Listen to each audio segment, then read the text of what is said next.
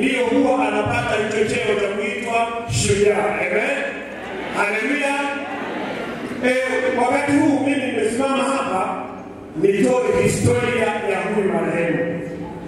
Najua inawezekana wengine hawafahamu kwamba huyu mtu alitokea wapi na yeye ni nani na ameshiishije, lakini mchana huu wa leo napenda kukupa habari zake, historia yake na mahali alipozaliwa, ni wapi alipoishi, na hatimaye amesoma wapi, amefanya mambo gani.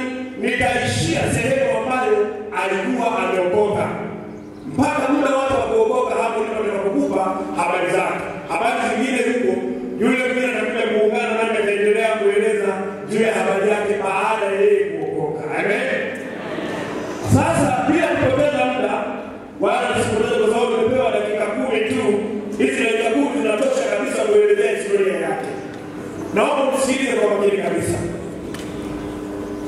Huyu mtu anaitwa Obedi Hezron Sichembe. Huyu Hezron Sichembe ni nani? Ni mzee ambaye miongoni mwa watu walioanzisha mji wa Tunduma miaka ya 1925, naye alikuwepo katika mji huu. Alikuwa na watoto wengine waliokuwa wamezaliwa kabla ya huyu Obedi Sichembe. Ilipofika tarehe 3 mwezi wa kwanza mwaka 1940, huyu mzee Hezron pamoja na mama yake aliyekuwa anaitwa Janet Nambela walipata mtoto aliyezaliwa, hatimaye wakamta jina lake Obedi Hezron Sichembe. Amen. Na huyu Obedi Hezron Sichembe katika familia hiyo tunashukuru ni kwamba alizaliwa katika familia ya Kikristo.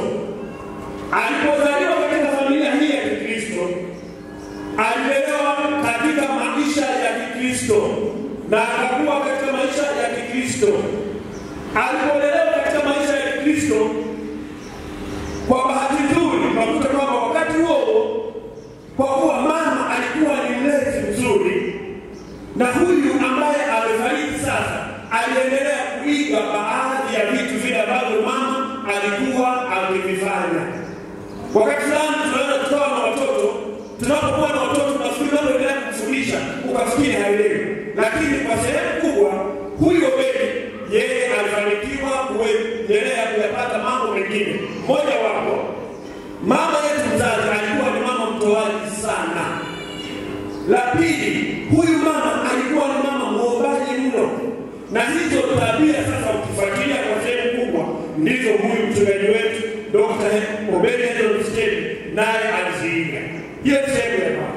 Nimekwambia alizaliwa tarehe 3 mwezi wa kwanza mwaka 1940.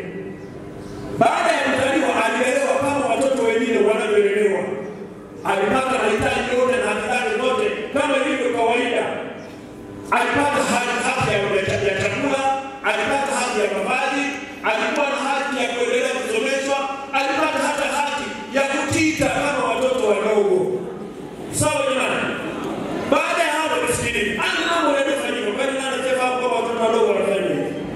Tukitoka hapo baada ya kuonekana kwamba sasa amezaliwa, aliendelea kukua, alipofikia umri wa kwenda kusoma, na kwa sababu alikuwa na wakubwa zake ambao walikuwa wamemtangulia, yeye huyu alikuwa ni mtu wa 6 kuzaliwa baada ya yule mtu wa kwanza. Haleluya. Baada ya yule mtu wa kwanza kuzaliwa, yeye huyu Obedi Hezron Sichembe alikuwa ni mtu wa 6. Wakati huo ikafikia muda wa kupata elimu.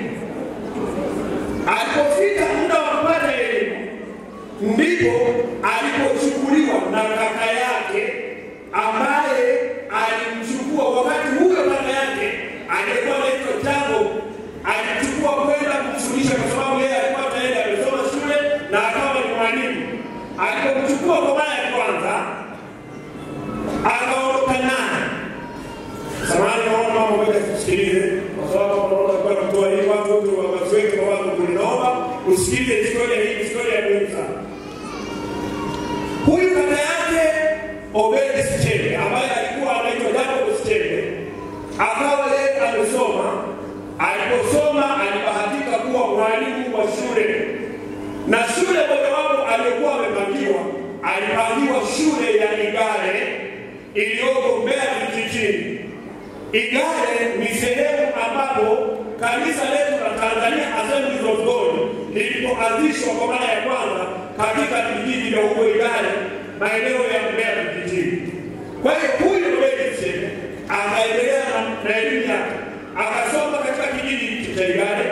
Aliposoma na kwa bahati nzuri alibahatika kuwa mtu mwenye akili nzuri, akafanikiwa kufaulu vizuri. Wakati wa mitihani ilipokuwa inaendelea, aliendelea na masomo mengine ya juu kidogo kutoka ile shule ya awali ambayo ilikuwa inaitwa primary. Hatimaye akaja akafaulu, akaenda shule ya NA ambayo iko Mbeya. Wakati wa hiyo shule ya NA walikuwa wanasoma Wahindi, iko pale Mbeya mjini. Wanapotoka Muhimbili wanaposhuka kule stendi kuu, mkono wa kushoto ndio kuna shule hiyo ilikuwa inaitwa NA. Kwa hiyo akafaulu, akasoma, akafika darasa la 7. Baada ya kufika darasa la 7 aliishia hapo. Na kwa bahati mbaya kwa nini hakuendelea? Mzee hakuwa na uwezo kwamba amuendeleze tena. Na yule mwalimu ambaye ni kaka yake hakupata nafasi ya kwamba amuendeleze na sehemu nyingine iliyokuwa. Haleluya.